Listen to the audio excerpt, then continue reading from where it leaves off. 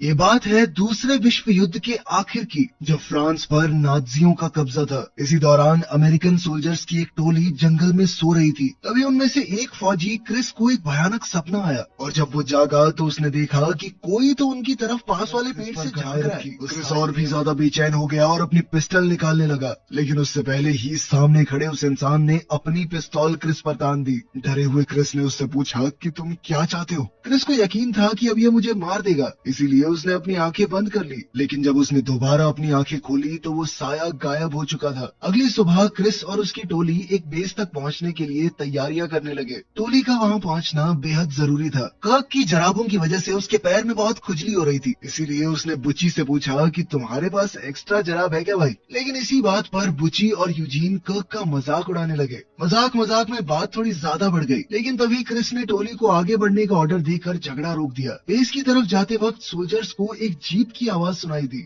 और सभी अपनी बंदूकें और ग्रेनेड बॉम्ब लेकर तैनात हो गए। फौजियों ने जीप को उड़ा दिया और फिर बचे हुए दुश्मनों को खत्म करने के लिए उनके पास चले गए। टैपर्ट ने एक ऑफिसर से एसएस पैच इनाम के रूप में निकाल लिया और उसके एक सोने के दांत को भी। जब बुची नक्शे और खुफिया मैसेज को ढूंढ रहा था, उसी वक्त कर्क को एक और सैनिक मिल गया जिसकी हालत बाकी लोगों से बेहतर लग रही थी। जब उन्हें पता चला कि वो एक मेजर है तो बुची ने उससे दो दो हाथ करने का फैसला किया। लेकिन मेजर को इस सब में कोई दिलचस्पी नहीं थी और वो क्रिस के लोगों को अपने लोगों का सामान लूटते देखकर गालियां देने लगा। तभी एक और सैनिक जाग गया और बुची ने उसका सर कुचल दिया। ये देखकर मेजर का भी खून खौल गया। उसने बुची से कहा कि आजा, फिर आजा, लड़ते हैं। लड़ाई के दौरान जल्द ही वो नाजी मेजर बुची पर भारी पड़ने लगा। फिर क्रिस ने अपने आदमियों की तरफ मुड़कर उन्हें पीछे हटने का ऑर्डर दिया, क्योंकि उसे समझ आ गया कि उन्होंने रास्ते में जाने से पहले टैपर्ट ने एक नाजी का कोड भी ले लिया। फिर जब वो गांव के इलाके से गुजर रहे थे तो उन्हें आगे जंगल में किसी की आवाज सुनाई दी और सभी रुक कर उनका इंतजार करने लगे। तभी रेफ्यूजीज का एक झुंड बाहर आया। टैपर्ट उनकी तरफ भागा जहाँ एक औरत एक बच्चे के साथ उसका इंतजार कर रही थी। उसने औरत को कोट, सोने के दांत और एसएस पैच दे दिया।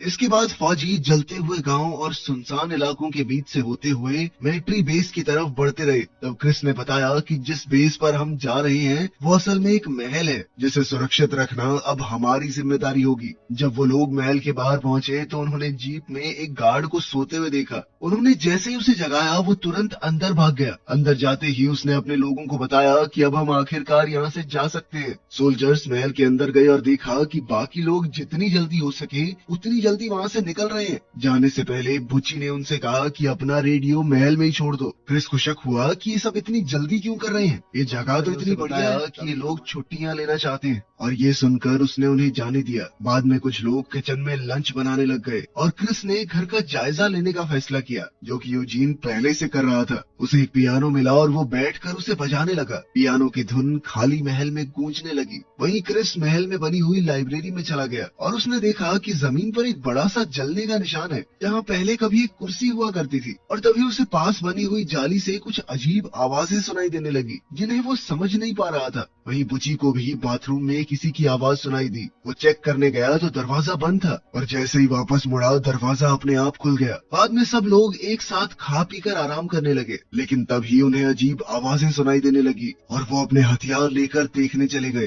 टैपर्ट और बुची सीढ़ियों से गए और मेन दरवाजा चेक करने लग गए। तभी कर्क और क्रिस ने अपने पास एक आवाज सुनी, लेकिन समझ नहीं पाए कि ये है क्या। इसके बाद वो एक कमरे में गए जहाँ सारी चीजें ढकी हुई थी। वहाँ तो कुछ नहीं मिला। फिर जब वो किचन तक पहुँचे तो समझ आया कि आवाज दूसरे कमरे से आ रही है और जैसे ही उन्होंने अंदर जाने की तैयारी की तो दरवाजा अचानक अपने आप खुल गया। दोनों आदमी कमरे में दाखिल हुए जहाँ उन्होंने एक पर्दा देखा जो अगले कमरे को इससे अलग कर रहा था। फिर जैसे ही उन्होंने पर्दा हटाया तो कर्क और क्रिस ने एक आदमी को खिड़की के सामने लटका हुआ देखा, जो फिर अगले ही पल गायब भी हो गया। फिर कुछ ही घंटों में रात हो गई और सभी फौजी अब आग के सामने बैठकर भूतों की कहानी सुनाने लगे। उसी वक्त टैपर्ट अपनी दूरबीन से खिड़की के बाहर देख रहा था। यूजीन ने उन्हें एक डायरी के बारे में बताया जो उन्हें बेसमेंट में मिली थी, जो कि एक 18 साल के नाजी की थी जिसने घर पर कब्जा किया था। तभी अचानक सब लोगों को आग वाली जगह से खटखटाने की आवाज सुनाई देने लगी और क्रिस कहने लगा कि ये तो कोई कोड लग रहा है। यूजीन उस कोड को समझने की कोशिश करने लगा जिसका मतलब बना कि मेरे पैर नहीं है। तभी अचानक आवाज बंद हो गई। क्रिस ने अपने आदमियों से कहा कि अभी के लिए आराम करो, लेकिन तब भी एकदम सतर्क रहना। उसने टैपर्ट को छत के नीचे वाले कमरे में जाने को कहा, क्योंकि निगरानी रखने में उसका कोई जवाब नहीं। उधर यूजीन बेसमेंट में एक संदूक खोलने की कोशिश करने लगा, लेकिन जब नहीं खुली तो हार मानकर वाले परिवार की फोटो देखी और नाजी सोल्जर्स की डायरी में उनके बारे में पढ़ने लगा। तभी अचानक से उसकी मोमबत्ती बुझ गई। उसने लाइटर जलाने की कोशिश की तो देखा कि पीछे कुछ था, और जब उसने दोबारा मोमबत्ती जलाई तो देखा कि फोटो से परिवार गायब हो गया था। ऊपर छत वाले कमरे में टैपर्ट ने खिड़की पर अपनी राइफल सेट की और स्कोप की मदद से बाहर देखने लगा। तभी कमरे में उसके पीछे कोई दिखाई दिया। जब उसने स्कोप से बाहर की तरफ देखा तो उसे फांसी पर लटका हुआ एक आदमी नजर आया, लेकिन अगले ही पल वो गायब हो गया। टैपर्ट ने नजर बनाए रखी और तभी अचानक एक लड़का भूत की शक्ल में सामने आ गया, जिससे टैपर्ट डर गया। उसी वक्त अलमारी से जोर की आवाज आई। टैपर्ट बाहर गया यह देखने की चल क्या रहा है। तभी उसने देखा कि क्रिस महल के अंदर से उसे देख रहा था। अगले दिन यूजीन, कर्क और क्रिस बालकनी में बैठकर बात करने लगे कि पिछले सोल्जर्स कितनी जल्दी वहां से निकलना चाहते थे। अब यूजीन ने दूसरों को टैपर्ट से जुड़ी हुई एक कहानी बताई जो पेरिस में घटी थी। उसने कहा कि मैंने टैपर्ट को खून से भरे एक पूल में बैठा हुआ पाया था, जहां उसके आसपास 7 छोटे बच्चों की कटी हुई लाशें थी। टैपर्ट अपने हाथों में एक रस्सी पकड़े बैठा था, मानो वो किसी के साथ रस्सी से खेल रहा हो। साथ ही उसकी आंखों में एक डरावना डर था। इस पर क्रिस ने कहा कि मुझे तो बहुत खुशी है कि टैपर्ट हमारे साथ है। तभी टैपर्ट भी अचानक से बालकनी में आ गया। उसने उन्हें बताया कि पिछली टीम यहाँ से इसलिए निकलना चाहती थी क्योंकि उन्होंने रेडियो पर सुना था कि लगभग 50 जर्मन फौजी महल के पास से गुजरते हुए स्ट्रासबर्ग शहर जा रहे हैं। उसने अपने आदमियों को सलाह दी कि जब तक फौजी यहाँ से निकल नहीं जाते हमें जंगल में छुप जाना चाहिए, लेकिन क्रिस का कहना था कि हमें तो महल की हिफाजत करने का काम मिला है। टैपर्ट ने कहा कि चलो यही मर्जी है तो मैं छत वाले कमरे पर जा रहा हूँ ताकि वक्त रहते उन्हें देख सकूं, और उसने यूजीन को भी अपने साथ चलने को कहा। वहाँ पहुंचकर जब उन्होंने तैयारी शुरू की तो उन्हें मैट के नीचे फ्लोर पर एक बड़ा सा निशान मिला। यूजीन का मानना था कि नाजियों ने शायद घर में रहने वाले लोगों को किसी खास तरीके से मारा है, और इस बात को उसने हिटलर के रहस्यमयी शौक से जोड़ दिया। उन्होंने इस पर ज्यादा बात नहीं की और कमरे की अलमारी को एक तरफ से दूसरी तरफ ले जाने लगे। जैसे ही अलमारी ने निशान को छुआ, अलमारी का दरवाजा यूजीन की उंगलियों पर बंद हो गया और उसकी एक उंगली टूट गई। उसे लगा कि टैपर्ट ने जानबूझकर ऐसा किया है, इसीलिए उसने शीशे में देखा तो उसे एक लटकी हुई औरत की परछाई नजर आई। बाद में यूजीन, क्रिस और कर्क रेडियो पर एक आवाज सुन रहे थे। तभी उन्हें कुछ बहुत डरावनी आवाजें सुनाई देने लगी। इसी दौरान उन्हें एक औरत की आवाज भी सुनाई दी जो कह रही थी कि वो तुम्हारे लिए आ रहे हैं। अब तो सबने मान लिया कि ये महल भूतिया है, और कर्क ने कहा कि नाजियों के आने से पहले हमें यहाँ से निकल जाना चाहिए। अचानक आग वाली जगह पर फिर से कोड वाली आवाजें आने लगी। यूजीन ने उस कोड को तोड़ा और उसका मतलब निकला कि अगर तुम यहाँ से निकले। जैसे ही वो लिख रहा था किसी चीज ने उसके हाथ पर कब्जा कर लिया और इस लाइन को पूरा किया कि तो तुम मरोगे। मतलब कि यहाँ जो भी चीज है वो उन्हें चेतावनी दे रही थी कि यहाँ से जा भी नहीं सकते वो। उस रात फौजियों ने नाजियों के आने की तैयारी की, जिसके चलते टैपर्ट छत वाले कमरे में था और बाकी सब दरवाजे के पास बैरिकेड के पीछे छुप गए। जब नाजीज वहाँ पहुंचे तो टैपर्ट ने उन्हें देख लिया और बाकियों को सिग्नल दिया कि नाजी सैनिक बाहर जमा हो रहे हैं। जल्द ही नाजियों ने महल को घेर लिया और अंदर घुसने की कोशिश की, लेकिन दरवाजे बंद थे तो वो वापस ट्रक में बैठकर आगे बढ़ने की तैयारी करने लगे। लेकिन तभी छत से एक बहुत तेज आवाज आई। ये सुनते ही नाजी वापस आ गए और उन्होंने महल पर हमला शुरू कर दिया। टैपर्ट एक एक करके दुश्मनों को खत्म करने लगा। अचानक नाजियों ने बैरिकेड के सामने एक बम फेंका, लेकिन बुच्ची बेखौफ होकर उस पर कूद पड़ा और पूरा धमाका उसने अपने ऊपर ले लिया। लेकिन इस धमाके से क्रिस कमरे में दूर जा गिरा। वो चक्कर खाकर उठा, लेकिन फिर भी रुकने की बजाय नाजियों पर गोली चलाता रहा। नाजी ज्यादा थे, वो अंदर घुसने लगे। तभी क्रिस बेसमेंट की तरफ भागकर सीढ़ियों के नीचे छुप गया ताकि वो अपने आप को छुपाकर पीछे आने वाले ऑफिसर्स पर हमला कर सके। इसी बीच यूजीन लाइब्रेरी में छुप गया। तभी उसे अपने पीछे किसी की आहट सुनाई दी और एक बार फिर जाली से अजीब आवाजें आने लगी। उसने अपनी बंदूक तैयार की, लेकिन जैसे ही वो टेबल के नीचे से बाहर आया तो उसका सामना किसी नाजी से नहीं बल्कि एक भूत से हुआ जो अचानक आग में जल उठा। तभी एक जर्मन फौजी ने बुच्ची का बुरी तरह से तबाह हुआ शरीर देखा। फिर पास में एक दूसरी लाश पड़ी थी वो उसे चेक करने लगा। तभी क्रिस ने मुड़कर उसे और बाकी 2 आदमियों को इस वक्त बाथरूम में छुपा हुआ था। तभी उसे पानी में डूबने की आवाजें और बच्चों की हंसी सुनाई दी। उसने टब की तरफ देखा तो एक नाजी फौजी उसे डूबता हुआ नजर आया। टैपर्ट ने छत के कमरे में कुछ सुना और उसका पीछा करने लगा। तभी उसे वहाँ एक नाजी लटका हुआ मिला। अगली सुबह सभी बुची के पास जमा हो गए। वो सोचने लगी कि जरूरत पड़ने पर इसकी तकलीफ खत्म करने के लिए हम इसे ड्रग दे देंगे। क्रिस ने सबसे कहा कि नाजियों के शरीर को बाहर ले जाओ, और जब यूजीन और कर्क उन्हें ट्रक के पास ले गए तो वो ये नजारा देखकर डर गए कि टैपर्ट ने उनके साथ क्या किया था। बाद में वो लोग महल के भूतों के बारे में बात करने लगे। तब यूजीन को अचानक समझ आया कि घर में उन्होंने जो कुछ भी महसूस किया वो सब वही था जो नाजियों ने उस परिवार के साथ किया था जो इस महल में रहा करता था। उस दिन जब नाजी उनके घर आए तो उस परिवार का बहुत ही डरावना अंजाम हुआ। बाप को लाइब्रेरी में कुर्सी से बांधकर जिंदा जला दिया गया, बेटे को माँ के सामने पानी में डुबाकर मार दिया गया और बेटी को छत के नीचे वाले कमरे में लटका दिया गया था। उनकी लाशों को दफनाने वाला भी कोई नहीं था। तभी क्रिस ने पूछा कि क्या इसी वजह से वो भूत बन गए। यूजीन बुची की हालत को देखने लगा। तभी वो टैपर्ट की आहट से डर गया जो उसके पास आया था ताकि पेरिस वाली कहानी को अपने तरीके से बता सके। यूजीन का मानना है कि सब कुछ आसानी से समझना मुमकिन नहीं होता और टैपर्ट की कहानी में तो अलग ही गहराई है जो उसे अब जाकर महसूस हुई थी। बाद में क्रिस को टब के बारे में एक सपना आया जिसमें एक भूत उसके सामने आया और उसे डुबाने की कोशिश करने लगा। जब उसे पानी में खींचा गया तो उसने 3 मास्क पहने हुए सोल्जर्स को देखा जो पहले नर्स में बदल गए फिर वापस सोल्जर बन गए। तभी क्रिस जाग गया। अगले दिन उन्होंने बुची का ख्याल रखा और महल छोड़ने के बारे में बातें की, फिर चाहे उन्हें अपनी पोस्ट छोड़ने के लिए कोर्ट मार्शल का सामना ही क्यों न करना पड़े। उसके बाद क्रिस और यूजीन बेसमेंट में वापस चले गए ताकि परिवार से जुड़ी कोई और चीज ढूंढ सके। यूजीन अपना लाइटर ढूंढने लग गया और क्रिस को डायरी मिल गई, लेकिन उसे लगा कि डायरी के पन्ने खाली हैं। जब यूजीन वापस आया तो उसने इस बारे में थोड़ा अजीब बर्ताव किया। तभी कर्क ने उन्हें वापस बुला लिया क्योंकि बुची होश में आ गया था और बार बार कह रहा था कि ये असली नहीं है, ये उनका ही काम था। मरने से पहले उसने क्रिस को पकड़ा और कहा कि इस बात को याद रखना।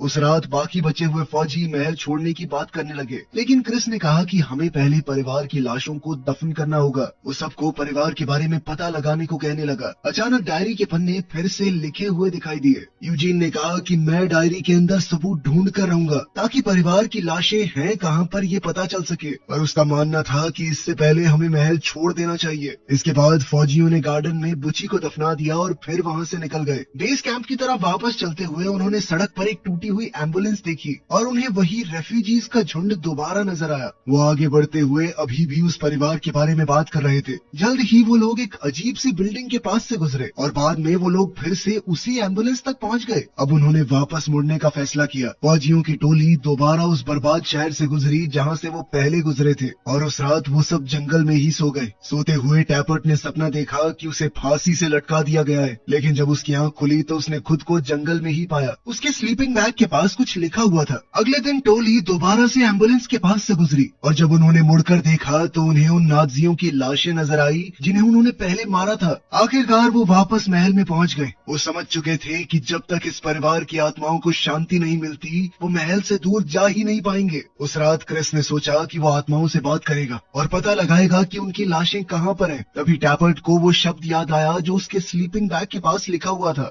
विट्रियोलेक। ये सुनकर यूजीन को याद आया कि उसने ऐसा कुछ नाजी न्यूज में सुना था। ये एक ऐसी बद्दुआ थी जो पुराने समय में मुसलमान दिया करते थे, जिसका मतलब था कि अगर तुम बुरा होने देते हो तो बुराई 10 गुना बढ़कर तुम्हारे सामने वापस आएगी। उस रात फौजी भूतों के आने का इंतजार करने लगे और उनसे बात करने की कोशिश की। उन्हें सामने पैरों के निशान नजर आए जो सीधा क्रिस की तरफ बढ़ रहे थे और ठीक उसके सामने आकर रुक गए। तभी उसने एक भूत देखा जिसने उसे पकड़ लिया। वो उसे घसीटते हुए महल के दूसरे हिस्से में ले जाने लगा। क्रिस अपने साथियों से कहने लगा कि गोली मार दो इसे, लेकिन भूत उसके अलावा किसी को नजर नहीं आया। फिर भी टैपर्ट ने उस तरफ गोलियां चला दी। बाकी लोग क्रिस के पीछे घर के दूसरे हिस्से में चले गए और जब वो अंदर गए तो उनके साथ अजीब चीजें होने लगी। उन्हें किसी और ही जगह किसी और ही वक्त की तस्वीरें दिखने लगी। फिर उन्हें क्रिस मिला जो कि परिवार की लाशों के पास पड़ा हुआ था। बाद में फौजियों ने लाशों को दफन कर दिया। अभी डायरी का आखिरी पन्ना बाप की लाश के साथ चिपका हुआ मिला। यूजीन ने डायरी का आखिरी पन्ना पढ़ा जिसमें लिखा हुआ था कि ये परिवार फ्रांस से नहीं है, वो अफगानी थे। उन्होंने अपनी जान जोखिम में डालकर जितने यहूदियों को बचा सकते थे बचाया। बाद में महल के अंदर यूजीन को परिवार की डायरी का एक बार फिर से ख्याल आया और वो उसे दोबारा पढ़ने लगा, मगर अब डायरी में लिखे शब्द बदल चुके थे। इस बार ये लिखा था कि लाशों को दफन करने से भूतों को वापस आने की ताकत मिल चुकी है। तभी अचानक से लाइट चली गई। जब टैपर्ड छत वाले कमरे के बीचों बीच बैठा हुआ था, तभी पूरे परिवार के भूत महल में दिखाई देने लगे। भूतों ने फौजियों पर हमला कर दिया और फौजी उनसे लड़ने और उन पर गोली चलाने की कोशिश करते रहे, लेकिन उन पर गोलियों का क्या ही असर होता। अचानक भूतों में हलचल होने लगी और बुच्ची का शरीर एक बार फिर से क्रिस के सामने प्रकट हो गया। वो कहने लगा कि ये सब सच नहीं है। फिर एक भूत उसे आईने के सामने ले गया और कहने लगा कि याद करो। तभी अचानक से क्रिस की आंखें खुली। उसने खुद को नर्सों और डॉक्टर्स के बीच घिरा हुआ पाया। फिर उसने कमरे के आसपास देखा तो उसकी नजर अपने मरे हुए साथियों पर पड़ी। उसने अपनी चादर हटाई और देखा कि उसकी टांगे नहीं है। फिर डॉक्टर ने उसे बताया कि तुम्हारी यादें कुछ देर में वापस आ जाएंगी। अब क्रिस ने याद करना शुरू किया। असल में क्रिस अफगानिस्तान में एक फौजी था और उसकी टोली को एक डॉक्टर को बचाने के ऑर्डर मिले थे,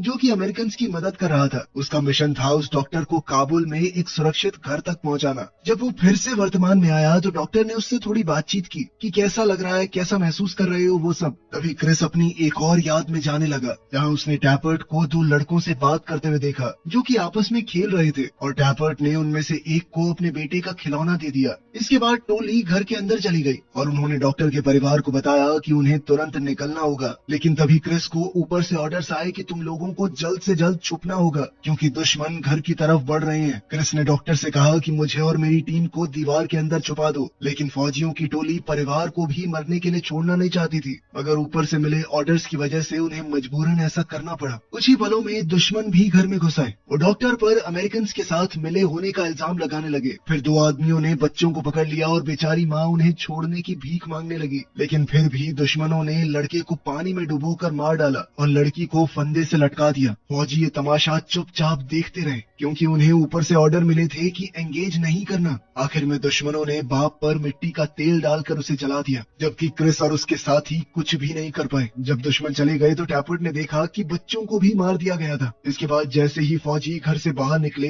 तो माँ चिल्लाते हुए बम के साथ बाहर आई। बुची ने उसे रास्ते में पकड़ लिया, लेकिन धमाके को रोक नहीं पाया और सब लोग बम की चपेट में आ गए। जब क्रिस वर्तमान में वापस आया तो डॉक्टर से पूछा कि ये सब क्या चल रहा है। डॉक्टर ने बताया कि हमने एक ऐसा सिमुलेशन बनाया था जिसमें तुम वर्ल्ड वॉर 2 में मौजूद थे। जब अफगानिस्तान में वो बम फटा तो तुम्हारा सिर्फ शरीर घायल नहीं हुआ, उस माँ की तड़प सुनकर तुम्हारे दिल में बहुत ज्यादा गिल्ट आ गई थी, उस परिवार को मरने देने की गिल्ट। ये साफ हो गया था कि ये दर्द तुम में से किसी को भी जीने नहीं देगा। इसीलिए हमने एक मिलती जुलती कहानी तैयार की और तुम्हें उस सिमुलेशन में भेजा, ताकि तुम धीरे धीरे इस दर्द को समझकर इससे उभर पाओ। मुझे पता नहीं कैसे एक दिन सिमुलेशन से जाग गया। जैसे ही उसने अपने शरीर को देखा तो वो तुरंत मर गया। अब क्रिस सोचने लगा कि महल में उन्होंने जो कुछ भी सुना वो असल में उनके दिमाग की सबकॉन्शियस मैसेजेस होंगे। क्रिस ने डॉक्टर को ये भी बताया कि तुम्हारे सिमुलेशन में कुछ तो गड़बड़ है। ये वेथरिलेक वर्ड कहाँ से आ रहा था बार बार। फिर नर्स ने बताया कि हर एक फौजी ने किसी न किसी टाइम पे ये वर्ड बोला था, जब फौजियों को धमाके के बाद के पल याद आते